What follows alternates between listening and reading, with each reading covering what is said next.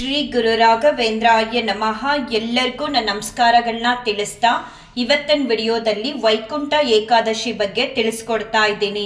December 30ನೇ ತಾರೀಕು ಮಂಗಳವಾರ ವೈಕುಂಠ ಏಕಾದಶಿ ಬರ್ತಿದೆ. ವೈಕುಂಠ ಏಕಾದಶಿನ ಮುಕ್ಕೋಟಿ ಏಕಾದಶಿ ಅಥವಾ ಮೋಕ್ಷದ ಏಕಾದಶಿ ಅಂತ ಕೂಡ ಕರೀತಾರೆ.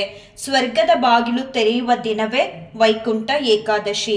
ಈ ವೈಕುಂಠ ಏಕಾದಶಿ ದಿನ ಮಹಾವಿಷ್ಣುವು ಗರುಡ ವಾಹನ ರೂಢರಾಗಿ ವೈಕುಂಠದಲ್ಲಿ ಉತ್ತರ ದ್ವಾರದ ಕಡೆಯಿಂದ ಬಂದು ಸಕಲ ದೇವಾನ್ ದೇವತೆಗಳಿಗೂ ಕೂಡ ದರ್ಶನನ ಕೊಡ್ತಾರಂತೆ. ಆ ಕಾರಣಕ್ಕೆ ಈ ಒಂದು ಏಕಾದಶಿನ ಮುಕ್ಕೋಟಿ ಏಕಾದಶಿ ಅಂತ ಹೇಳಿ ಕರೀತಾರೆ. ಮುಕ್ಕೋಟಿ ದೇವಾನ್ ದೇವತೆಗಳು ಕೂಡ ಮಹಾವಿಷ್ಣುವಿನ ದರ್ಶನನ ಪಡೆದು ಈ ವೈಕುಂಠ ಏಕಾದಶಿ ದಿನ ಪ್ರಸನ್ನರಾಗ್ತಾರಂತೆ. ಮಹಾವಿಷ್ಣು ದೇವರು ವೈಕುಂಠದಲ್ಲಿ ಉತ್ತರ ದ್ವಾರದ ಮೂಲಕ ಗರುಡಾರೂಢರಾಗಿ ಬಂದು ದರ್ಶನನ ಕೊಡೋದನ್ನ ಪಡ್ಕೊಳ್ಳೋದಿಕ್ಕೆ ಅಂತ ಈ ಮುಕ್ಕೋಟಿ ದೇವಾನ್ ದೇವತೆಗಳು ಕಾಯ್ದು ದರ್ಶನನ ಪಡ್ಕೊಳ್ತಾರಂತೆ. ಹಾಗೆ ಮೋಕ್ಷದ ಏಕಾದಶಿ ಅಂತ ಕೂಡ ಯಾಕೆ ಹೇಳ್ತಾರೆ ಈ ವೈಕುಂಠ ಏಕಾದಶಿಗೆ ಅಂದ್ರೆ, ನಾವು ಮಾಡಿರುವಂತಹ ಸರ್ವ ಪಾಪ ಕರ್ಮಗಳು ಕೂಡ ಈ ಒಂದು ಏಕಾದಶಿ ಆಚರಣೆ ಮಾಡೋದ್ರಿಂದ ಎಲ್ಲವೂ ಕೂಡ ಪಾಪ ಕರ್ಮಗಳನ್ನ ಕಳೆದು ಮೋಕ್ಷ ಅನ್ನೋದನ್ನ ಮಹಾವಿಷ್ಣು ದೇವರು ನಮ್ಗೆ ಈ ಒಂದು ಏಕಾದಶಿ ಆಚರಣೆ ಮಾಡೋದ್ರಿಂದ ಅನುಗ್ರಹ ಮಾಡ್ತಾರೆ. ಹಾಗಾಗಿ ನಮ್ಮ ಪಾಪ ಕರ್ಮಗಳನ್ನ ಕಳೆದು ಮೋಕ್ಷನ ಕೊಡೋದ್ರಿಂದ ಈ ಒಂದು ಏಕಾದಶಿನ ಮೋಕ್ಷದ ಏಕಾದಶಿ ಅಂತ ಕೂಡ ಹೇಳ್ತಾರೆ. ದೇವಲೋಕದಲ್ಲಿ ಮಾತ್ರ ಅಲ್ಲ, ಭೂಲೋಕದಲ್ಲೂ ಕೂಡ ವೈಕುಂಠ ಏಕಾದಶಿ ದಿನ ಎಲ್ಲ ಮಹಾವಿಷ್ಣುವಿನ ದೇವಾಲಯಗಳಲ್ಲಿ ವೈಕುಂಠ ದ್ವಾರನ ತೆರೆದು ಭಗವಂತನ ದರ್ಶನಕ್ಕೆ ಭಕ್ತರಿಗೆ ಅನುಕೂಲನ ಮಾಡಿಕೊಟ್ಟಿರ್ತಾರೆ. ಹಾಗಾಗಿ ವೈಕುಂಠ ಏಕಾದಶಿ ದಿನ ಮಹಾವಿಷ್ಣುವಿನ ದೇವಾಲಯಗಳಿಗೆ ತೆರಳಿ ಉತ್ತರ ದ್ವಾರದ ಮೂಲಕನೇ ಹೋಗಿ ಭಗವಂತನ ದರ್ಶನನ ಪಡ್ಕೋಬೇಕು. ಇದರಿಂದ ನಮಗೆ ಆರೋಗ್ಯ, ನೆಮ್ಮದಿ, ಯಶಸ್ಸು ಎಲ್ಲವೂ ಕೂಡ ಭಗವಂತ ಅನುಗ್ರಹ ಮಾಡ್ತಾನೆ. ಉತ್ತರ ದ್ವಾರದ ಮೂಲಕನೇ ಹೋಗಿ ದರ್ಶನನ ಪಡಿಬೇಕು. ನಾವು ಉತ್ತರ ದ್ವಾರದ ಮೂಲಕ ಹೋಗುವಾಗ ತಲೆಬಾಗಿ ಹೋಗಬೇಕು. ತಲೆಬಾಗಿ ಹೋಗೋದ್ರಿಂದ ನಮ್ಮಲ್ಲಿರುವಂತಹ ಅಹಂಕಾರ ಅನ್ನೋದು ಕಮ್ಮಿ ಆಗುತ್ತೆ. ಆ ಕಾರಣಕ್ಕೆ ನಾವು ಭಗವಂತನ ದರ್ಶನಕ್ಕೆ ಉತ್ತರ ದ್ವಾರದಲ್ಲಿ ಹೋಗುವಾಗ ತಲೆಬಾಗಿ ಭಕ್ತಿ ಶ್ರದ್ಧೆಯಿಂದ ಹೋಗಿ ಭಗವಂತನ ದರ್ಶನನ ಮಾಡಬೇಕು. ಸೂರ್ಯ ದೇವ ದಕ್ಷಿಣಾಯದಿಂದ ಉತ್ತರಾಯಣಕ್ಕೆ ಪ್ರವೇಶ ಮಾಡುವ ಮೊದಲು ಬರುವಂತಹ ಏಕಾದಶಿಯೇ ಈ ವೈಕುಂಠ ಏಕಾದಶಿ. ಯಾರೆಲ್ಲ ಈ ವೈಕುಂಠ ಏಕಾದಶಿ ದಿನ ಶ್ರದ್ಧಾ ಭಕ್ತಿಯಿಂದ ಉಪವಾಸದಲ್ಲಿದ್ದು, ಅದರಲ್ಲೂ ನಿರ್ಜಲವಾಗಿ ಉಪವಾಸದಲ್ಲಿದ್ದು ಆಚರಣೆನ ಮಾಡಿ ಶ್ರೀಮನ್ನಾರಾಯಣನ ದರ್ಶನನ ಪಡಿತಾರೋ ಅವ್ರಿಗೆಲ್ಲರಿಗೂ ಕೂಡ ಭಗವಂತನ ಅನುಗ್ರಹ ಹಾಗೆ ಆಗುತ್ತೆ. ವರ್ಷದಲ್ಲಿ ಬರುವ 24 ಏಕಾದಶಿಗಳಲ್ಲಿ ಯಾವ ಒಂದು ಏಕಾದಶಿನೂ ನೀವು ಆಚರಣೆ ಮಾಡಿಲ್ಲದೆ ಇದ್ರೂ ಪರವಾಗಿಲ್ಲ. ಆದರೆ ವೈಕುಂಠ ಏಕಾದಶಿನ ನಿರ್ಜಲವಾಗಿತ್ಕೊಂಡು ಆಚರಣೆ ಮಾಡಿ ಶ್ರೀಮನ್ನಾರಾಯಣನ ದರ್ಶನನ ಪಡೆಯೋದ್ರಿಂದ ನಿಮ್ಮೆಲ್ಲ ಕಷ್ಟ ಕಾರ್ಪಣ್ಯಗಳನ್ನೂ ಕೂಡ ಭಗವಂತ ನಿಮಗೆ ಅನುಗ್ರಹನ ಮಾಡಿ ನಿಮ್ಮಿಂದ ದೂರ ಮಾಡಿ ನೆಮ್ಮದಿ ಅನ್ನೋದನ್ನು ಕರುಣಿಸ್ತಾರೆ. ಅಷ್ಟು ಶಕ್ತಿ ಇದೆ ಈ ಒಂದು ವೈಕುಂಠ ಏಕಾದಶಿಗೆ. ವೈಕುಂಠ ಏಕಾದಶಿ ದಿನ ನೀವು ಮಹಾವಿಷ್ಣುವಿನ ಅನುಗ್ರಹಕ್ಕಾಗಿ ಭಕ್ತಿ ಶ್ರದ್ಧೆ ನಿಷ್ಠೆಯಿಂದ ಉಪವಾಸದಲ್ಲಿರಿ. ನಿರ್ಜಲವಾಗಿ ಉಪವಾಸ ಮಾಡೋದಕ್ಕೆ ಸಾಧ್ಯ ಆಗಲಿಲ್ಲ ಅಂದರೆ ಹಾಲು, ಹಣ್ಣು, ನೀರು, ಎಳ್ನೀರು ಈ ರೀತಿ ಸೇವನೆ ಮಾಡಿ ಆದರೂ ಕೂಡ ನೀವು ವೈಕುಂಠ ಏಕಾದಶಿನ ಆಚರಣೆ ಮಾಡಿ ಭಗವಂತನ ಅನುಗ್ರಹನ ಪಡ್ಕೊಳ್ಳಿ. ಏಕಾದಶಿ ಒಂದೇ ದಿನ ಅಲ್ಲ, ಹಿಂದಿನ ದಿನ ಅಂದರೆ ದಶಮಿ, ಏಕಾದಶಿ, ದ್ವಾದಶಿ 3 ದಿನ ಕೂಡ ನೀವು ಉಪವಾಸದಲ್ಲಿರಬೇಕು. ದಶಮಿ ಹಿಂದಿನ ದಿನ ರಾತ್ರಿ ಸ್ವಲ್ಪ ಲೈಟಾಗಿ ಫುಡ್ ತಗೋಬೇಕು. ಮತ್ತು ಏಕಾದಶಿ ದಿನ ನಿರ್ಜಲವಾಗಿ ಇರೋವಂಥವರು ನಿರ್ಜಲವಾಗಿ ಇದ್ದು ವೈಕುಂಠ ಏಕಾದಶಿ ಆಚರಣೆ ಮಾಡಿದ್ರೆ ಹೆಚ್ಚಿನ ಫಲನ ನೀವು ಭಗವಂತನಿಂದ ಪಡ್ಕೋಬಹುದು.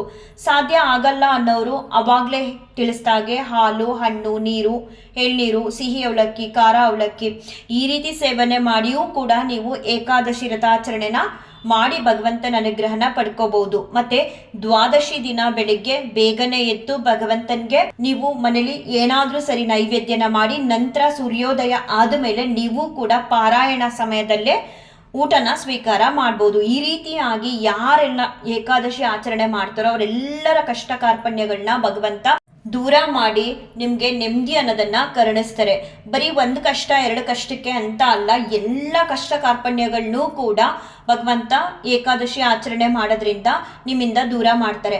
ಆರೋಗ್ಯ ಸಮಸ್ಯೆ ಇರಲಿ, ಹಣಕಾಸಿನ ಸಮಸ್ಯೆ ಇರಲಿ, ಅಥವಾ ಬೇರೆ ಯಾವುದೇ ಸಮಸ್ಯೆಗಳಿರಲಿ, ತುಂಬನೇ ಈ ದೇವತೆಗಳು ಕೂಡ ಆಚರಣೆ ಮಾಡಿ ಭೂಲೋಕದಲ್ಲೂ ಕೂಡ ಆಚರಣೆ ಮಾಡಬೇಕು ಅಂತ ಹೇಳಿ ಭಗವಂತನೇ ಸೃಷ್ಟಿ ಮಾಡಿರುವಂತಹ ಒಂದು ವ್ರತಾಚರಣೆ ಅಂದರೆ ಏಕಾದಶಿ ವ್ರತಾಚರಣೆ. ನಾವು ಗುರುಗಳ ಅನುಗ್ರಹಕ್ಕಾಗಿ, ಗುರುಗಳ ಆಶೀರ್ವಾದಕ್ಕಾಗಿ ಮತ್ತು ಭಗವಂತನ ಅನುಗ್ರಹಕ್ಕಾಗಿ ಈ ಒಂದು ಏಕಾದಶಿ ಆಚರಣೆಗಳನ್ನ ನಾವು ಮಾಡ್ಕೊಂಡು ಹೋದರೆ ಸಾಕು, ಎಲ್ಲ ದೇವತೆಗಳ ಹಾಗೆ ಗುರುಗಳ ಅನುಗ್ರಹ ನಮ್ಮ ಮೇಲೆ ಆಗುತ್ತೆ. ಈ ವೈಕುಂಠ ಏಕಾದಶಿ ದಿನ ಯಾರಾದರೂ ಮರಣನ ಹೊಂದಿದ್ರೆ ಸೀದಾ ಸ್ವರ್ಗ ಸೇರ್ತಾರಂತೆ. ದ್ವಾಪರ ಯುಗದಲ್ಲಿ ಮಹಾಚೇತನವಾಗಿದ್ದಂತಹ ಭೀಷ್ಮಾಚಾರ್ಯರು ಇಚ್ಛಾ ಮರಣನ ಹೊಂದಿರ್ತಾರೆ. ಅವ್ರಿಗೆ ಯುದ್ಧದಲ್ಲಿ ಭೀಕರವಾಗಿ ಗಾಯಗಳಾಗಿರುತ್ತೆ. ಆದರೂ ಭೀಷ್ಮಾಚಾರ್ಯರು ಮರಣನ ಹೊಂದದೆ ಒಂದು ಹಾಸಿಗೆ ಮೇಲೆ ಮಲ್ಕೊಂಡು ಮಹಾಭಾರತದ ಯುದ್ಧನ ನೋಡ್ತಿರ್ತಾರೆ. ಅವರು ಮರಣನ ಹೊಂದೋದಿಕ್ಕೆ ಅಂತ ಹೇಳಿ ಈ ಒಂದು ವೈಕುಂಠ ಏಕಾದಶಿ ಬರೋ ಅಂತಹ ದಿನನ ಕಾಯ್ತಿರ್ತಾರೆ. ವೈಕುಂಠ ಏಕಾದಶಿ ದಿನ ಬಂದಾಗ ದೇಹನ ತ್ಯಜಿಸ್ತಾರೆ, ಅಂದ್ರೆ ಮರಣನ ಹೊಂದ್ತಾರೆ. ಯಾಕಂತ ಅಂದ್ರೆ ಸೀದಾ ಸ್ವರ್ಗನ ಸೇರ್ಬಹುದು ಅಂತ ಹೇಳಿ ಅವ್ರಿಗೆ ಇಚ್ಛಾ ಮರಣ ಇರುತ್ತಲ್ವಾ, ಆ ಕಾರಣಕ್ಕೆ. ಅಪ್ಪಿತಪ್ಪಿ ಯಾರಾದ್ರೂ ವೈಕುಂಠ ಏಕಾದಶಿ ದಿನ ಮರಣನ ಹೊಂದಿದ್ರೆ ಅವ್ರಿಗೆ ಭಗವಂತ ನೇರವಾಗಿ ಸ್ವರ್ಗಕ್ಕೆ ಹೋಗುವಂತಹ ಒಂದು ಭಾಗ್ಯನ ಕರುಣಿಸ್ತಾರೆ. ಎಷ್ಟೇ ಪಾಪ ಕರ್ಮಗಳನ್ನ ಮಾಡಿರ್ಲಿ, ವೈಕುಂಠ ಏಕಾದಶಿ ದಿನ ಸಾವನ್ನ ಅಪ್ಪಿದ್ರೆ ಸೀದಾ ಭಗವಂತ ಅವ್ರನ್ನ ಸ್ವರ್ಗಕ್ಕೆ ಕರ್ಕೊಳ್ತಾರಂತೆ. ಅಷ್ಟು ಮಹತ್ವ ಇದೆ ಈ ಒಂದು ವೈಕುಂಠ ಏಕಾದಶಿಗೆ. ಈ ವೈಕುಂಠ ಏಕಾದಶಿಯ ವ್ರತಕತೆ ಏನಿದೆ ಅಂತ ತಿಳ್ಕೊಳ್ಳೋದಾದ್ರೆ, ಮುರ ಅಂತ ಹೇಳಿ ಒಬ್ಬ ರಾಕ್ಷಸ ಇರ್ತಾನಂತೆ. ಈ ಮುರ ಅನ್ನೋ ರಾಕ್ಷಸನ ಕತೆನ ಹಿಂದೆ ಉತ್ಪನ್ನ ಏಕಾದಶಿಲಿ ತಿಳಿಸಿದೀವಿ. ಅದೇ ವ್ರತಕತೆ ವೈಕುಂಠ ಏಕಾದಶಿಲೂ ಕೂಡ ಬರುತ್ತೆ. ಈ ಮುರ ಅನ್ನೋ ರಾಕ್ಷಸ ದೇವತೆಗಳಿಗೆಲ್ಲ ಭಯಂಕರವಾದ ತೊಂದರೆನ ಕೊಡ್ತಿರ್ತಾನಂತೆ. ಆಗ ದೇವತೆಗಳೆಲ್ಲ ಶಿವನ್ ಬಳಿ ಹೋಗ್ಬಿಟ್ಟು ನಮ್ಗೆ ಸಹಾಯನ ಮಾಡಿ ಅಂತ ಕೇಳ್ಕೊಂಡಾಗ ಶಿವ ಹೇಳ್ತಾರಂತೆ, ನೀವು ಮಹಾವಿಷ್ಣು ದೇವ್ರ ಬಳಿ ಹೋಗಿ ಅಂತ ತಿಳಿಸಿದಾಗ ದೇವತೆಗಳೆಲ್ಲ ಮಹಾವಿಷ್ಣುವಿನ ಬಳಿ ಬಂದು ಈ ಮುರ ಅನ್ನೋ ರಾಕ್ಷಸ ಕೊಡ್ತಿರುವಂತಹ ತೊಂದರೆಗಳನ್ನ ತಿಳಿಸಿದಾಗ ಮಹಾವಿಷ್ಣು ದೇವರು ಈ ಮುರ ಅನ್ನೋ ರಾಕ್ಷಸನ ಮೇಲೆ ತುಂಬಾ ವರ್ಷಗಳ ಕಾಲ ಯುದ್ಧ ಮಾಡಿದ್ರಂತೆ. ಯುದ್ಧ ಮಾಡಿದಾಗ ಈ ಮುರ ಅನ್ನೋ ರಾಕ್ಷಸ ಮಾತ್ರ ಸಂಹಾರ ಆಗಲ್ಲ, ಉಳಿದಿರುವಂತಹ ಎಲ್ಲ ರಾಕ್ಷಸರ ಸಂಹಾರನೂ ಕೂಡ ಮಹಾವಿಷ್ಣು ದೇವರು ಮಾಡ್ತಾರೆ. ಹೀಗೆ ಮಹಾವಿಷ್ಣು ದೇವ್ರಿಗೂ ಮತ್ತೆ ಮುರ ಅನ್ನೋ ರಾಕ್ಷಸನ್ಗೂ ಯುದ್ಧ ನಡೀತಿರುತ್ತೆ. ಒಮ್ಮೆ ವಿಶ್ರಾಂತಿಗೋಸ್ಕರ ಮಹಾವಿಷ್ಣು ದೇವರು ಬದ್ರಿಕಾಶ್ರಮದ ಒಂದು ಗುಹೆಯಲ್ಲಿ ವಿಶ್ರಾಂತಿನ ಪಡಿತಿರ್ತಾರೆ. ಆ ಸಮಯದಲ್ಲಿ ಅಲ್ಲಿಗೆ ಮುರ ಅನ್ನೋ ರಾಕ್ಷಸ ಬಂದು ಮಹಾವಿಷ್ಣು ದೇವ್ರನ್ನ ಸಂಹಾರ ಮಾಡಬೇಕು ಅಂತ ಹೇಳಿ ಮುಂದಾದಾಗ ವಿಷ್ಣು ದೇವರ ಪ್ರಭೆಯಿಂದ ಒಂದು ಕನ್ಯೆ ಹುಟ್ಕೋತಾಳೆ. ಅವಳು ಹೇಗಿರ್ತಾಳೆ ಅಂದ್ರೆ ಅಸ್ತ್ರ ಶಸ್ತ್ರಗಳಿಂದ ಕೂಡಿರ್ತಾಳೆ. ಅವಳು ಈ ಮುರ ಅನ್ನೋ ರಾಕ್ಷಸನ ಬಳಿ ಬಂದು ಬರೀ ಓಂಕಾರನ ಹೇಳಿದಾಗ ಆ ಓಂಕಾರದಿಂದಲೇ ಈ ಮುರ ಅನ್ನೋ ರಾಕ್ಷಸ ಸಂಹಾರ ಆಗುತ್ತೆ. ನಂತರ ವಿಶ್ರಾಂತಿಯಿಂದ ಎದ್ದು ಮಹಾವಿಷ್ಣು ದೇವರು ಈ ಕನ್ಯೆನ ನೋಡ್ತಾರೆ. ಹಾಗೆ ಪಕ್ಕದಲ್ಲೇ ಮಹಾವಿಷ್ಣು ನೋಡ್ತಾರೆ, ಈ ಮುರ ಅನ್ನೋ ರಾಕ್ಷಸ ಕೂಡ ಸಂಹಾರ ಆಗಿ ಕೆಳಗಡೆ ಬಿದ್ದಿರ್ತಾನೆ, ಅಂದ್ರೆ ಸತ್ತೋಗಿರ್ತಾನೆ. ಅದನ್ನ ನೋಡಿದ್ಮೇಲೆ ಮಹಾವಿಷ್ಣು ದೇವರು ಈ ಕನ್ಯೆನ ಕೇಳ್ತಾರೆ, ನಿನ್ಗೆ ಯಾವ ರೀತಿ ಅನುಗ್ರಹನ ಮಾಡಬೇಕು ಕೇಳು ಅಂತ ಹೇಳಿದಾಗ ಈ ಏಕಾದಶಿ ಅನ್ನೋ ಕನ್ಯೆ ಹೇಳ್ತಾರೆ, ತನಗೋಸ್ಕರ ಕೇಳ್ಕೊಳಲ್ಲ, ಈ ಏಕಾದಶಿ ದಿನ ಅಂದ್ರೆ ಆ ದಿನ ವೈಕುಂಠ ಏಕಾದಶಿನೇ ಆಗಿರುತ್ತಂತೆ. ಈ ಮುರ ಅನ್ನೋ ರಾಕ್ಷಸನ್ ಸಂಹಾರ ಆದ ದಿನ ವೈಕುಂಠ ಏಕಾದಶಿ ಆಗಿರುತ್ತಂತೆ. ಹಾಗಾಗಿ ಆ ಕನ್ಯೆ ಹೇಳ್ತಾರಂತೆ, ಏಕಾದಶಿ ಅನ್ನೋ ಕನ್ಯೆ, ಯಾರೆಲ್ಲ ಈ ಏಕಾದಶಿ ಆಚರಣೆನ ಮಾಡ್ತಾರೋ ಈ ದಿನ ಅಂತಹ ಎಲ್ಲರಿಗೂ ಕೂಡ ನೀವು ಅನುಗ್ರಹನ ಮಾಡಬೇಕು, ಆರೋಗ್ಯ, ನೆಮ್ಮದಿ, ಆಯಸ್ಸು, ಯಶಸ್ಸು, ಕೀರ್ತಿ ಎಲ್ಲವನ್ನೂ ಕೊಟ್ಟು ಅಂತ ಹೇಳಿ ಮಹಾವಿಷ್ಣು ದೇವ್ರ ಬಳಿ ಬೇಡ್ಕೊಳ್ತಾರಂತೆ ಎಲ್ಲರಿಗೋಸ್ಕರ. ಹಾಗಾಗಿ ಯಾರೆಲ್ಲ ಶ್ರದ್ಧಾ ಭಕ್ತಿ ನಿಷ್ಠೆಯೊಂದಿಗೆ ಏಕಾದಶಿ ವ್ರತಾಚರಣೆಗಳನ್ನ ಮಾಡ್ತಾರೋ ಅಂಥವ್ರಿಗೆ ಭಗವಂತನ ಅನುಗ್ರಹ ಅಂದ್ರೆ ಮಹಾವಿಷ್ಣು ದೇವರ ಅನುಗ್ರಹ ಆಗುತ್ತೆ. ತುಂಬಾ ಸಲ ನೀವು ಅಂದ್ಕೊಳ್ತೀರಾ, ಯಾಕೋ ರಾಯರು ನಮ್ಗಿನ್ನೂ ಅನುಗ್ರಹನ ಮಾಡಿಲ್ವಲ್ಲ ಅಂತ.